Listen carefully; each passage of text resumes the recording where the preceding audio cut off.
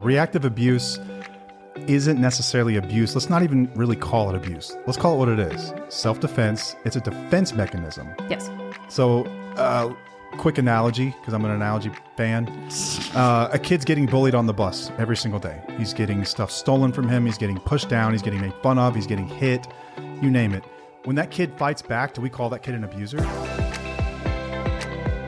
Welcome back. Welcome back to another episode of Till the Wheels Fall Off. I'm Matt. I'm Paige. And thank you if you are new here because of our last episode. Our last episode was a message from me to people still struggling with addiction, and I was really worried about how that would come off and how it would be received. But we heard from a lot of people that it was incredibly helpful, and that I love hearing from people that it was helpful. I haven't heard from anyone yet that it was damaging, so that's great. But it's always like this fear of me. It's like we have a responsibility as creators when we put this stuff out there that something could come back that was not intended. Yeah. But it sounds like for all intents and purposes, this landed exactly how it should have, which is great. It's a really tough topic to cover when you're talking with someone who's in early addiction or in early sobriety or in active addiction. But me having been there before, I did my best to try to reach people where they're at, and also being firm and challenging them on some of the stuff that we would like for our partners to think is true that's really not. Mm-hmm. There will be a part 2 to that. I don't know exactly when, but we are planning that, and it deals more with the validation and accountability component. I didn't want to have everyone drinking through a fire hose with one giant episode about that. Yeah. So I think in 2 parts is probably more helpful. Let's tackle the most immediate stuff first, and then we'll get to some of this other stuff. Yeah. So thank you if you're new. Thank you if you responded back out with feedback. We love hearing from people. And speaking of, if you're not already in our Facebook group, we have a free Facebook community called Tufo Community. If you click on any of our social media profiles, there will be a bunch of links there. It will have the podcast. It will have our Instagram account. It'll have our website. It'll have our community. So we ask you a few simple questions. Join the community. You can post anonymously. You can't reply anonymously, which I think is kind of bogus. it is weird. I don't understand the point of that. Yeah. But anyway, you can post anonymously. It's a great place to process things. Sometimes you just need to vent. It's like I'm a writer. Writing's my cathartic way of just getting feelings out. Mm-hmm. And it's a way that people can just express what they're going through. Maybe not even looking for feedback. Like, I just need to put this in the world just because. I just have to get this off my chest. And sometimes people will come back, and one of the best things you can hear at times is, I'm right there with you. I'm here for you. I get it. It's an incredibly powerful thing that we've built that is not us. This is the power of the community in itself. It's just really cool to watch this thing take off and people helping each other. It's just beautiful, man. I love that. Mm-hmm. Absolutely love that. So if you're not already in there, please join that. And while we're here, we don't get a lot of reviews, but leave us a review.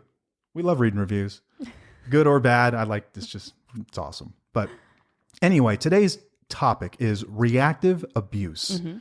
Reactive abuse. This is, Paige, this was an episode that you had wanted to put out quite some time ago. Yes. But we have several others that we prioritize. And so this has been your baby. Yeah. I have actually worked with some people, some amazing people who have questioned their part of abuse when it comes to a toxic relationship, or in a relationship with an addict or alcoholic or even a narcissist. So this can go in all different... Yeah, this hits a lot of different areas. Yes. Yeah. So as a partner of an addict or alcoholic, do you question your part when it comes to abuse?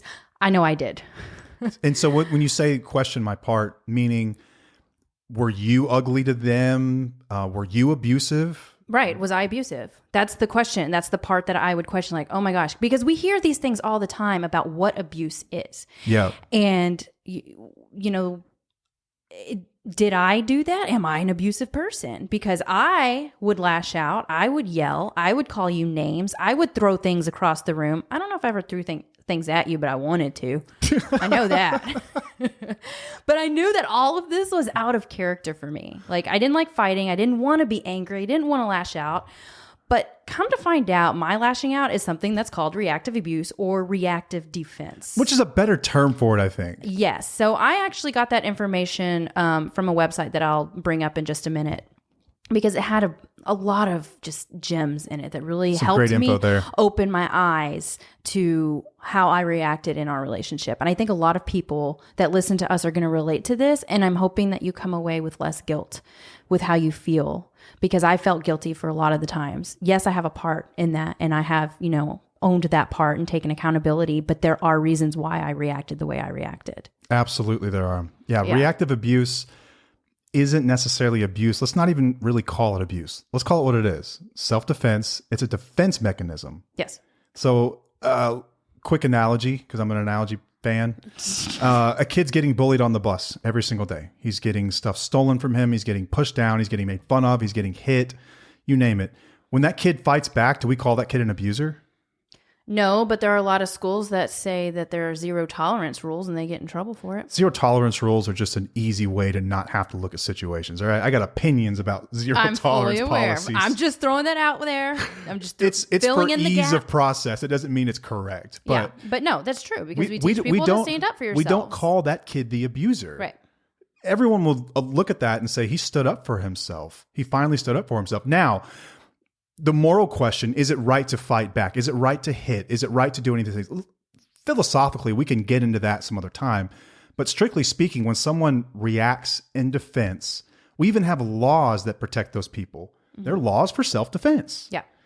When it comes to relationship, though, these things become muddy, really muddy, especially when your sanity, you're questioning your own sanity every day if you're in a relationship with an alcoholic or an addict.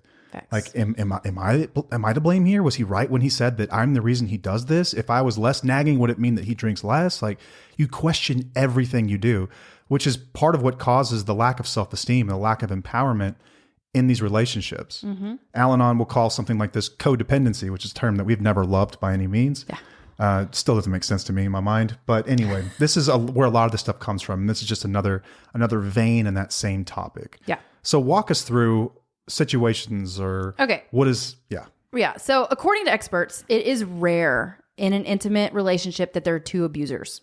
So sometimes I'll call that mutual abuse. And that's when you would think like, oh, am I abuser? And he's the abuser. We're just both abusers. We're just toxic. We're bad for each other. Right. Not necessarily true. That's very rare. It's usually there's an abuser and a victim. And this is really confusing for us because I question myself all the time, just like you said, like, am I wrong? Am I abusive? Am I starting these unhealthy patterns of reaction? You're a rational, empathetic person. Am I the crazy one? You know, so the website is themendproject.com. And reactive abuse is when a victim has been in a toxic relationship for a while and they begin defending themselves against emotionally violent attacks. So this happens like when we push, yell, rage, have angry outbursts. Throw things. Call people names. This is self-defense. It happens when we hit our breaking point. Yep. So we will hit a point where it's just like we have no choice but to react. Yeah. So, and it's typically out of character for us, which makes us feel really confused by our own responses. It's a defense mechanism, but it rarely saves us from the harm. Yeah, that's the thing that's crazy about it. Yeah, it actually makes it worse. And we'll get into why here in a moment. But I think that anyone, like I've seen this in relationships, even when there's not alcohol or drugs, when you've just got an abusive person and it's generally the woman will say, we were just toxic together. We were bad for each other. Well, if you really back up and look at what's happening is that you've got someone who's incredibly emotionally abusive, someone who will lash out in uncharacteristic ways, defending themselves, and then look way too hard at their part in that. Yes. It's not to say you shouldn't look at your part in things, right? I'm still a believer in that, but looking way too hard at it and completely disregarding the other person's why you ended up there. Like the context matters here. Yeah. The context absolutely matters. And the context is generally you've been backed into a corner. You've been told you're crazy. You've been emotionally abused, sometimes physically abused. And then at some point you reach a breaking point, like Paige mentioned, and you just snap. Yeah. And you just snap. It's like you just start seeing red.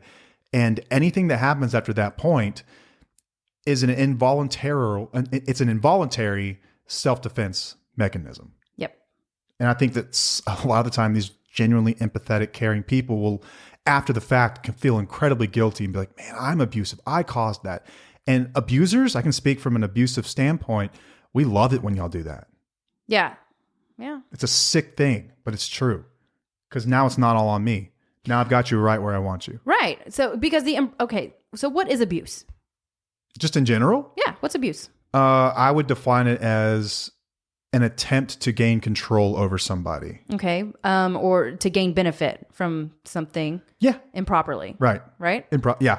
For sure. Addicts typically abuse to gain their drug of choice or just to control the situation, control the situation or the relationship that they're in. Yeah, it's controlling the situation and that person in particular so that you don't want them too close to what you're doing, because that means that they're going to tell you that's bad. You need to stop this. Addicts often call this nagging, quote unquote nagging. Mm-hmm. You want this person distant from that part of your life. And so you will use tactics like gaslighting, lying, cheating, diversion tactics, turning it around, stuff like this in order to do that. The more I have you concerned about yourself or something else, mm-hmm. the more I can do what I need to do. Right. So that's the mindset of an abuser. I didn't ever think that way. No, why would you? Why would you? Reactive abuse comes from the place of defense. Yes. So it's you're fighting back in a dangerous situation. So it's not to treat somebody poorly just to gain benefit. No. That's how you know that you're not the abuser in the relationship. Yes, that's fact. That's one part. Here's where someone will hear that though and go, well, hang on though.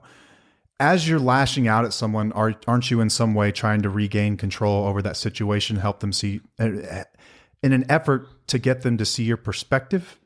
Like, some people think that deep about this stuff. Well, I mean, you kind of can, but some of these things are not even, it's not voluntary. Right. It's out of character for you. Yeah. Like, truly out of character. You don't throw things, you don't snap. I mean, you're loud, but you're not generally screaming curse words at me. I'm not an abusive person. No, you're not.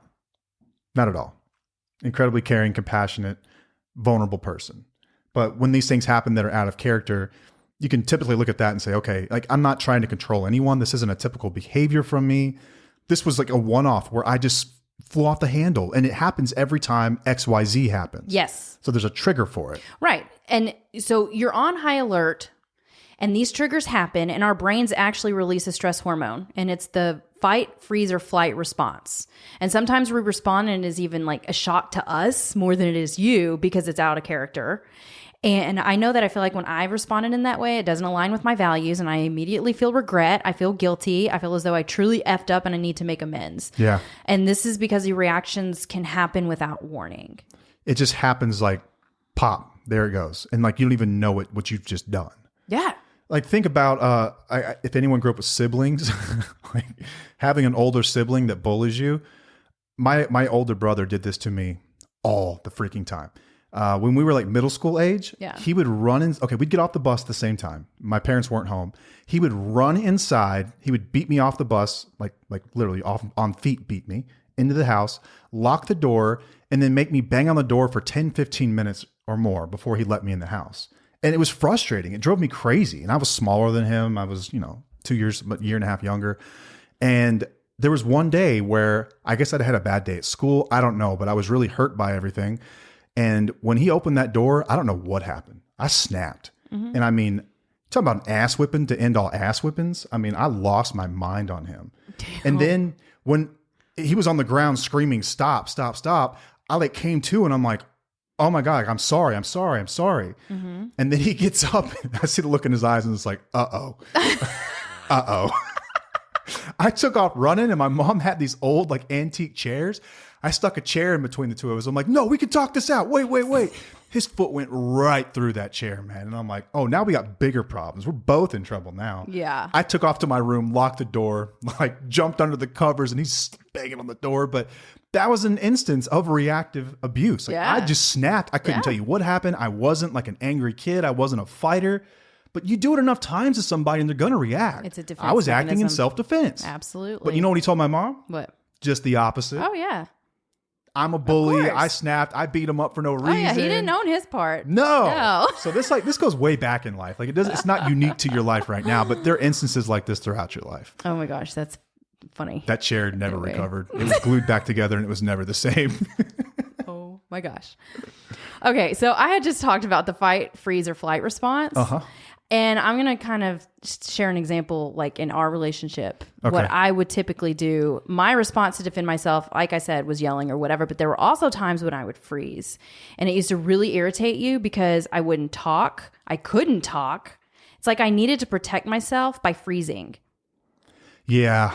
You tend to do that. You would freeze. You would just kind of jam up and sit there and just like get right. Because quiet. I guess because if I were to speak, it would have caused even more problems. And all you were giving me fuel. If you were to speak, you know what I would do with it. Exactly. I would turn it around and I would use it against you. Yep. And then the fleeing response is when you literally walk away. Yeah. And I do this too. There are times when I'm just like, I just walk away. I walk out of the room. Which we tell people to do a lot. If you feel like you are in a relationship or in a situation that is going to be very uncomfortable. Especially a volatile or especially dangerous one. Yes. Walk away. It's okay. It's all right. But I wanted to, there was this other episode. You would do the fight. You would fight sometimes too. You'd come at me like a spider monkey every so often. Oh yeah. I sure did. Like I'll a admit spider that. monkey. Yeah. But let's think about now that we are in a healthy relationship where we communicate in a healthy way and like we don't have these problems anymore. Nah. I mean, sometimes when I started therapy, it was like within 2 years of my therapy, I was still having triggers. So Matt had been sober for already 7-8 years. And I would still have anger outbursts. I would still have these triggers and it just happened. It's like I had no control over it. And I had to learn to deal with that in therapy. Yeah. So I found another example online that I thought was really interesting about reactive abuse that might relate to others. So perhaps a woman reacts to years of her husband's abuse by hitting him, or she screams at him, calls him names, or slaps him. I think I've slapped you before. Probably. Yeah. When the police respond to the domestic violence call, her abuser will be calm and sadly tell them she assaulted him. She will admit she hit him, apologize, and try to explain. Inside, she doesn't know how to explain because she probably doesn't understand why she reacted that way. The police may see her as the abuser or one of two abusers. Typical right there. Rather than getting the help she needs, she will take all of the blame for reacting to months or years of physical, psychological, or sexual abuse. Oh, man, that's tough. And as I understand it, first responders are trained to a degree to identify this type of thing, but some abusers are good. Like what I mean by good is that they're really good at manipulating and lying and putting on a show. A lot of times law enforcement are just left with it's like, listen, if there's assault and battery, we just got to take people in. Yeah. They don't want the liability of leaving someone there who, was, what do they say? A wolf in sheep's clothing, right? Like this guy seems fine, but if he's actually not, and we leave him here, they could be dangerous for everyone. Yeah. So they just take everyone in. But a lot of times this stuff gets pushed under the rug because we have this black and white view that abuse is abuse. Now, I've even said that abuse is abuse, but within the context of abuse from an addicted person, even though they have a disease, is still abuse. I firmly believe that, but I don't believe that self-defense is abuse. Right. Is self-defense battery sometimes? Yeah. But is it abuse? No. Abuse is, like we said, it's to gain an upper hand, to gain a form of control over somebody else. That's what abusers are ultimately trying to do. You are not trying to do that when you defend yourself, when you snap, when you've been called the B word for the 15th time that day, or called fat or ugly, or any of these incredibly hurtful things in front of other people. Eventually, everyone has a breaking point. Psychologically, we all have a breaking point. Yep. And when we lash back out, it breaks my heart that people feel guilty for that. Yeah. But that's human nature. I think that it's the nature of an empathetic, introspective person. Is they're always going to look within and be like, man, where did I screw up here? What was my part in this? And then you feel indebted to your abuser suddenly. You start to look back outward and be like, well, I must have caused these things in them. They're not all that bad because I'm just as bad. No, you're not. You're not. It's okay. Right. So why does reactive abuse not actually help us? What do you mean? So whenever we react, how does it not help us? Like we feel, because it is a defense mechanism. We're trying to protect ourselves. We're trying to do things to survive. Yeah. But in reality, it makes the abuse worse. It does. Because the abuser, they typically want their partner to feel the fire. They want to fight. They want you to become a hot mess so that they can blame you for being unstable, uncontrollable, and abusive. They'll go the lengths of, grabbing proof. Oh, God. Via emails, texts, voicemails, videos, just to show how abusive you are. Yeah. Reactive abuse generally is, I shouldn't say even generally, but a lot of the time it is what the abusive person wants. And I can speak for this firsthand. Let's go back down memory lane and let's sort of let's hop into my abusive brain, my brain prior to years and years of therapy, your active addiction, hard work, an active addiction. Okay. When you would freak out, I would sit there calmly and act so shocked, like, oh my God, I can't believe you're acting this way. But on the inside, I'm like grinning like the Cheshire cat. Mm-hmm. I'm like, I got you right where I want you. Mm-hmm. Because now I know you. You were going to look at this and be like, I cannot believe I treated you that way. I can't believe I said those things to you. And I'd eat that crap up. I'm like, oh yeah, that was, I can't believe you would do that to me, treat me that way. I would leave you feeling indebted to me so that you would leave me alone long enough so I could keep running my game. Yeah. So I could keep going and buying drugs. So I could keep neglecting the responsibilities around the home. So I could keep neglecting your emotional needs. All those things. Like, it's what the abuser typically wants is whenever you do this, they're going to use it against you. Yeah. And I've got experience with this, not from you, from other people that I've known who carry these traits. A quick break in the action to let you know about an exciting development in the TUFO universe. When we started this thing, we said we would never work with an advertiser or company unless it's something that we believed in and we already use. If you're looking for professional, affordable mental health care, look no further than Taylor Counseling Group, your trusted source for accessible therapy in Texas. Taylor Counseling Group believes that everyone deserves premium mental health care, regardless of their income level. That's why they offer reliable and affordable services at 12 locations across Texas. They've made affordability a priority. They are in network with most major insurance, and the standard private rate is only $100 per session, significantly lower than many other practices offering the same high-quality therapy. They believe that getting the help you need shouldn't drain your wallet. Scheduling an appointment is quick and easy with their convenient online booking tool. No complicated processes or long wait times. They value your time and ensure that you can access the care you deserve without any hassle. At Taylor Counseling Group, they believe in a personalized approach to therapy. The professionally trained counselors offer a diverse range of services, including individual counseling, couples counseling, family therapy, play therapy for children, and even specialized techniques like cognitive processing and existential psychotherapy. They're here to help you navigate life's challenges and develop a personalized treatment plan tailored to your unique goals. Taylor Counseling Group is your partner on the path to mental wellness. Experience professional, affordable care that puts you first.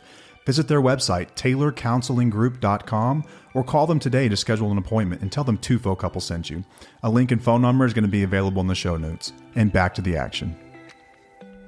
And when we're talking about this stuff, addictive abuse, this might sound very familiar to narcissistic abuse. And it's not by coincidence. These things feel the same to the victim. Uh-huh. The abusers have a lot of the same mechanisms, right? The gaslighting, the flipping things around, the manipulation tactics, all that stuff feels very, very similar. So when we're talking about these things sort of like interchangeably, I've dealt with someone who was just incredibly emotionally abusive. I would stay incredibly calm all the time and like, listen, I know this game, dude. I'm not going to give you what you want. Mm-hmm. But then they would say something incredibly hurtful or like cut really deep or go somewhere they shouldn't. And I'd snap back with an ugly email or a text message or something like that. Mm-hmm. And that person has told me to this day, they have every email and every text message that I've ever sent them where I was ugly in defense. Yeah. But that's not how it would be used against me. Right. It would be used in a way that shows like, listen, this person's unstable. They are crazy. They threaten me. They do all with no context whatsoever. They just picked out these little pieces of everything, never mentioning what they've done. And that's what abusive people will do with this. Yeah. So there is no benefit whatsoever to doing it. God, there's so much energy that goes into that. I just can't imagine. I'm sorry. Man, if you got a person that saves text messages and emails, run.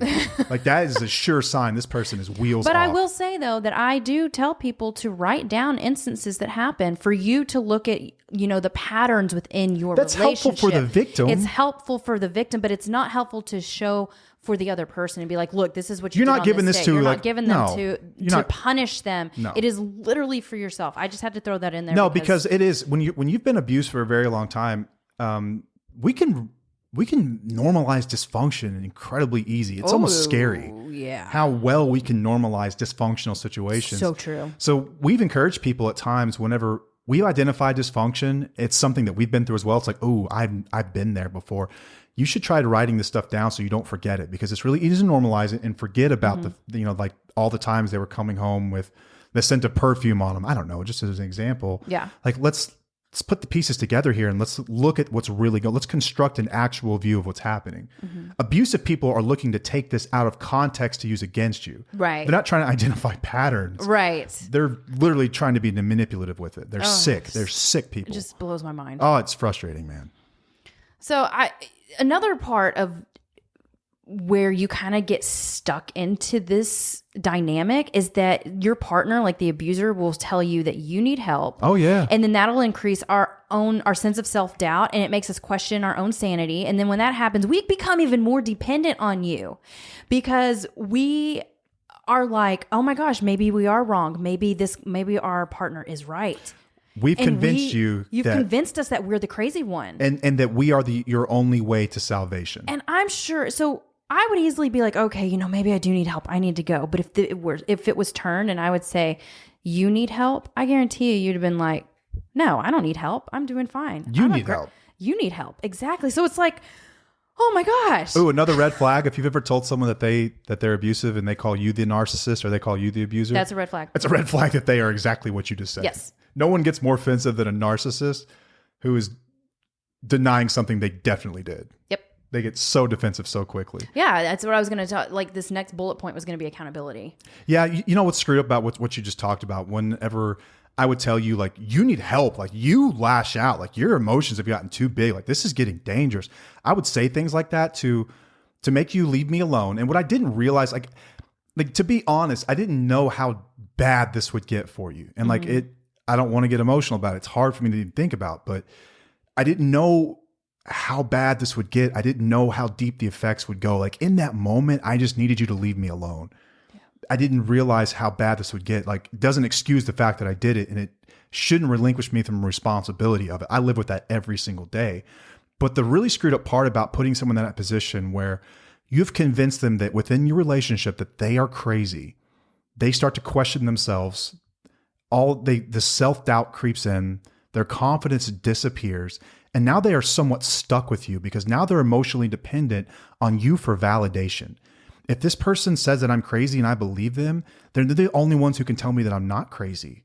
So they've got you where they want you. Now you're in this cycle where you are seeking validation from a person that wants you to stay sick. Mm-hmm. Like they feed you just enough to keep you around, and it will keep you sick for years and years and years. It's like, yes, you are damaged, and I am your only way to salvation. Only through me and through making me happy and pleasing me are you able to feel good about yourself. How sick that is. Yeah. But that's what happens here. Right. It's crazy. I'm so grateful that you found a way out, and I found a way out, and we're here today, and we're extremely lucky, but holy hell. Well, man. I'm glad that you put that out there because you're saying that, because all you cared about was getting your fix, right? That was your thing. Like that's all. And so you didn't realize the damage that you were doing. And that's why we're doing what we're doing. That's why we're here. That's why TUFO is here. Yes. Is to bring awareness out there that you getting your fix and you just getting your drug and you lying to your partner is doing a lot more damage than you ever thought. It's not just that. Yeah. And I'm not trying to shame anybody. This is reality. This is what actually happens. This is the stuff that you don't realize when you're in it. And this is why, like when I work with people in recovery, like fresh out of treatment, they're not really understanding how badly they've damaged anybody. Yeah. They're like, and I've even talked to people, and I think I said this early on. It's like, I didn't really hurt anybody other than myself. Mm-hmm. Like, how selfish is that, right? I only hurt myself. I was the one getting high. My liver's the one that took the hit. Like, certainly I was maybe rude to my wife sometimes, but you don't realize how subversive some of this behavior is and how badly you can F up someone's self-esteem and their self-worth and their confidence and all that stuff that goes with it because they trust you. They believe you. They want to believe in you. Like you've taken advantage of that. You have destroyed something so important to them. You've broken their trust in their self. Yeah. And I didn't realize I was doing that. I really didn't. And I'm pretty damn sure that no one does. Yeah. You don't realize it. You have tunnel vision over your next fix and what you want.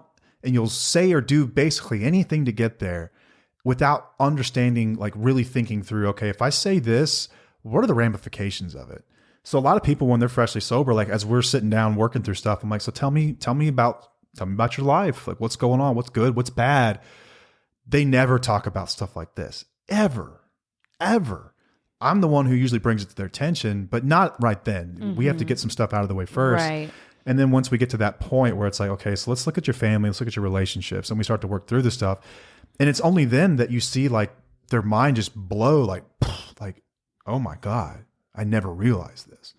It's not an excuse. It's not a cop out. I encourage everyone who's in recovery to own this stuff 100%. Doesn't matter if you didn't realize you were doing it, you did it. Exactly. And now you've got a partner with PTSD and self-worth issues and a problem with confidence and empowerment because of this. And you have to own that. And you have to do what you have to do to make that right within them as well. Part of it's just validating and holding yourself accountable. That is, that's the biggest uphill battle. But yeah, like we don't realize we're doing it. But I was abusive in the sense that I was absolutely trying to gain control so that I could get you to act how I needed you to act, which was basically just leaving me alone. Yeah. Like get off my, like you were a detective who was kind of getting on the trail. Like you were getting hot on the case. Yep. And I need you to go like, over there, investigate that guy. Leave me alone. Yeah. I'm busy over here. Yeah. Does that make sense? Yes. Okay.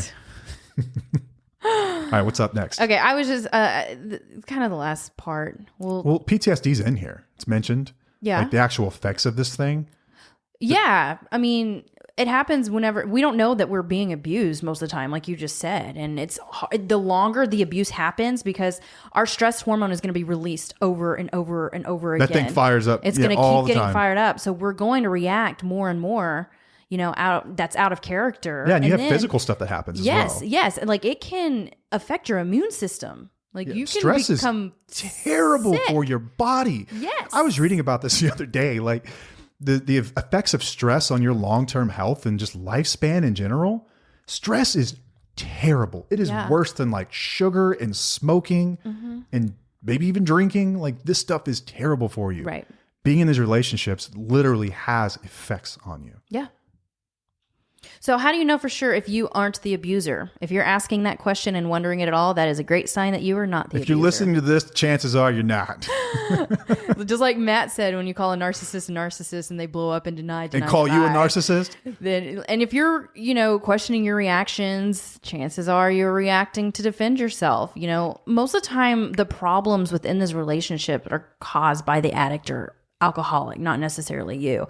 And we can say this from the other side because since you've been sober and since I have worked on my healing process, we don't have these problems anymore. Like I said, I do react occasionally. I'm still 6 years into this and I still do have some moments of like outbursts, I guess you could say.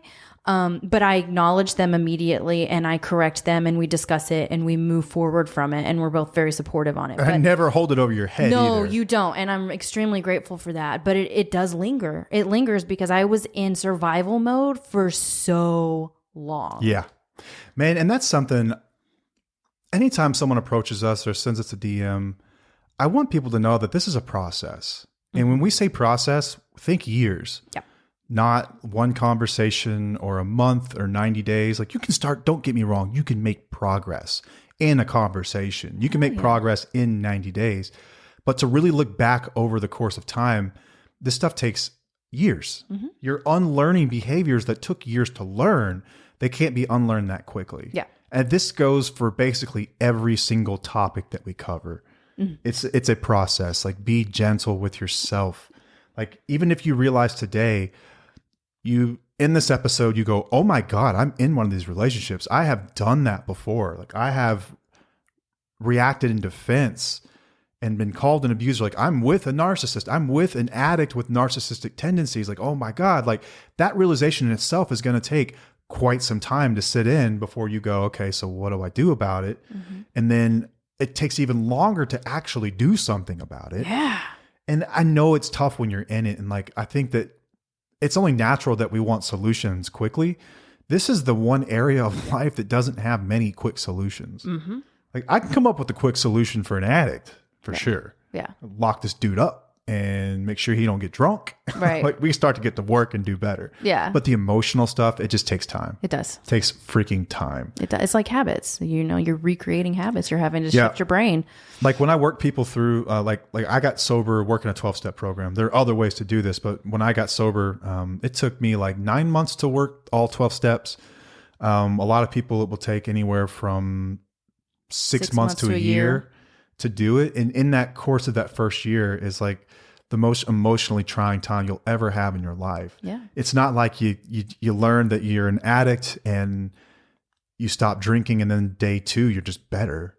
You unlearn the behaviors, the reason this stuff happens. It's no different from the other side of it. So like respect your recovery and be gentle with your recovery and acknowledge that recovery takes time. It's a process, and be gentle with yourself along the way. And keep going though. Yes. Don't Even quit. During the hardest it's so times, worth it. Keep going. Don't just go back. And you will go back to your old habits. It's a process. It's part of it, but always acknowledge them. And that's what's going to help you move forward through them and educate yourself. Just keep going. Yeah. It breaks my heart when people beat themselves up that they haven't gotten it right and that they're not better and like they haven't. Oh yeah, that was me. Like I learned about detaching with love on Friday, and on Monday, like I'm mad at myself because I haven't done it yet. Man, that takes time. Yeah. Be gentle with yourself. It's a process. Yes. You have to educate yourself on this stuff. First, you have to know that it even exists. Yeah. You stumble across us. Okay, that exists. Wow, that's a thing. And then Yeah. you educate yourself, and it takes time for you to really see how it looks in your life. And then you start to make little changes. You take one step forward, 2 back.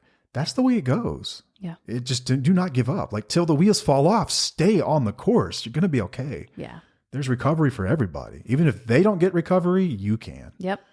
So how do we cope with reactive abuse? Oh, goodness. I would suggest finding a therapist that specializes in narcissistic abuse or trauma. If you're unable to find a therapist that specializes in that, which there's a lot out there, I'm sure we can find psychology. I think it's Psychology Today. I want to say Psychology Today. They have this awesome filter for finding a therapist. Yeah.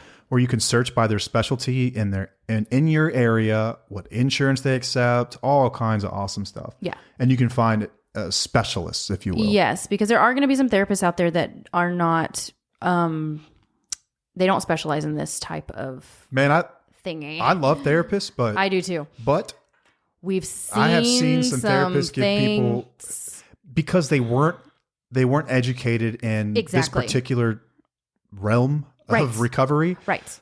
They have given people some advice you would give to normal people that weren't dealing with a drug addict or a narcissist or an alcoholic that is so far off base. Yeah. Yeah. So just make sure you find somebody who specializes in something like this. Write down the experiences you have in a journal. If you feel like there's something that you're reacting to, or you feel like it feels weird, write it down, put it on paper. That can help you process some things easier, and also, circle back to see where this behavior is coming from. Recognize your reaction. Matt, you were telling me this earlier, take a breath, tell yourself that it's valid. Say, I'm not abusive and I choose not to participate or fuel the fire. Like we said earlier, these reactions are typically involuntary. There are times that you just do it. Give yourself grace if you do it. But now that you have it in the back of your mind that it is reactive, it's easier to take a step back and be intentional on how you're going to react now, which could be not participating. It could be walking away, not necessarily freezing like I would do, because that did not get me anywhere either, but you can, just get away from the situation, and that'll help you. Yeah. There's plenty of tactics you can use, but I think acknowledging what's going on in the moment, almost like an out of body experience. Like, okay, I can see what's happening right now. They're trying to get a reaction out of me. Even if I do give them one, I have to know that I don't need to sit here and beat myself up and feel like I'm the cause of this, or that I'm as bad as they are, because you're not. This isn't typical day-to-day behavior for you. It's okay. Now, do you make amends for this stuff? Do you apologize? Like, I've always been on the side that even when I've dealt with some really abusive people, even when I've been in these types of situations, I will always make right. Even if it's the coldest text message ever, like, I'm sorry for when I said XYZ yesterday. I'll just leave it at that, just because I feel better at night knowing that I've owned my part. Yeah. And just left it at that. But knowing damn full well that this person is toxic in their let's just call them what they are. They're crazy. Right. And they're after you. Yeah, no. Yeah. And if it's, if they're still abusing, obviously there are different things that you can do too. Just empower yourself, educate. We're here to validate you and help you push forward. Yeah. Nothing easy about this topic, but we hope that it was helpful for people that have felt guilty whenever they have reacted, or they look at their part and say, well, I'm just as bad, or I'm just as abusive. Chances are that in a healthy relationship, you wouldn't be acting this way. If you look at your past, this really isn't who you are. Yeah. Don't think too incredibly hard about your behaviors when you were backed into a corner and bullied and you reacted. That's self-defense. That's, I think, all we would want listeners to know about this. But it's a tricky topic, man. Yeah. But hopefully provided some sort of clarity. Right. Okay. All right. I think that's all we've got, right? Yeah. I swear there was something else. No, I know. I'm thinking, I feel like I'm missing something on this. I wanted to say that I know that the reacting is justified, right? But I don't want it to be an excuse to react. Does that make sense? Yeah. Don't throw a cinder block at your spouse and be like, well, Paige said it was cool. Right. Don't do that. Like, oh, this is why I'm reacting to you. Don't do that. That's just going to fuel the fire. The whole point of all of this, honestly, is for you to protect your peace. And if that means not reacting, that's more for you than it is the other person. And it's going to take practice, and it's going to take time, and it's going to feel really weird and uncomfortable at first, but it's important in these types of relationships to protect your peace and not fuel the fire. And I would also like to say that if this is going on in your relationship, it is unlikely that this other person you are going to be able to entice them to change. Mm-hmm. It's unlikely that something because I can see us already just getting a message that says like, okay, this is happening. How do I get them to stop? It's the wrong question. Yep.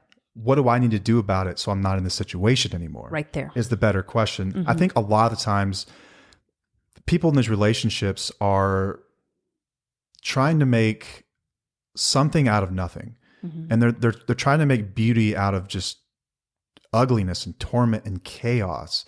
And if it were only up to you, you would have fixed it by now, but it's not. And I think that just like when it comes to this reactive abuse and we're looking, okay, so what's my responsibility here? My responsibility here and within the relationship, like I need to start looking at just my responsibility and stop thinking about what I can do to change that other person so this doesn't happen anymore. Yeah. Just acknowledge the fact that it is happening, that's not okay, and that you have very few options now. One of them is leaving the situation. Mm-hmm. And it's usually the most common. Right. The most unlikely is that they actually acknowledge what they're doing, decide to get treatment, get into the recovery, validate you, take accountability, and you live happily ever after. Mm-hmm. Now, while it is possible, it is unlikely because it's not up to you. It's up to them. Yep.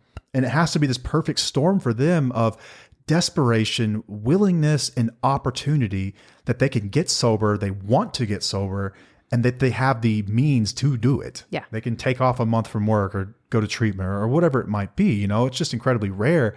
But I see people who, they understand this is happening. They acknowledge this is what's going on, but they still want to know how they can fix it. Mm-hmm. It's not up to you to fix. Yeah. Well, it's also, we've had people even recently say that they stopped reacting, and that even pissed the abuser off, or damn right it will, because it's going to piss them off. So I'm going to tell you this now: you're damned if you do, and you're damned if you don't. But if you're going to not react to it, that's going to be more peaceful for you because you're not having to make it worse. Now they can say and do whatever they want, but by you not reacting is going to it's about you. It's not them. It's not about them. It's all about you. And it takes practice and it takes time and it feels really weird, but it's all about you and how you feel and how you can protect yourself. Yeah. It is going to piss people off. I'd say 90% of the things that we talk about in this podcast are designed to help you protect your own peace. Mm-hmm.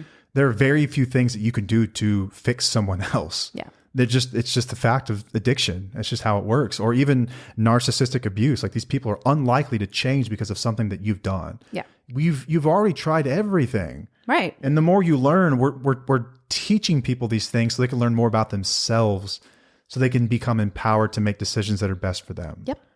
Which generally involves understanding that one day, like, I can't do this anymore with you. Mm-hmm. I love you. Doesn't mean I don't love you, but I cannot tolerate this behavior anymore. Yeah. And sometimes standing up for yourself is not, reacting. It's taking a step back. Yeah. And a lot of people don't understand that. I know I used to not understand that. Oftentimes, self-growth, which is what we're doing here, self-growth, personal development. Personal development oftentimes means outgrowing a person. Mm-hmm. It means you outgrow somebody else. That happens in life. Yeah. At some point, you become more knowledgeable about certain things. You've discovered truths, and they're not up for it. You can't change them. Yep. But you can change what you do today. Yes. We hope that you've taken something from this that allows you to do that. Yeah. All right. I know we went on, but I liked that. Okay. I had a lot of stuff to say in this episode. I love that. I hope when I edit, there's more page clips than Matt clips. Oh, gosh. That's my goal here. Okay. Yeah. Awesome. Right. That's all we've got. Until next time, I am Matt. I'm Paige. And we'll see you. Bye.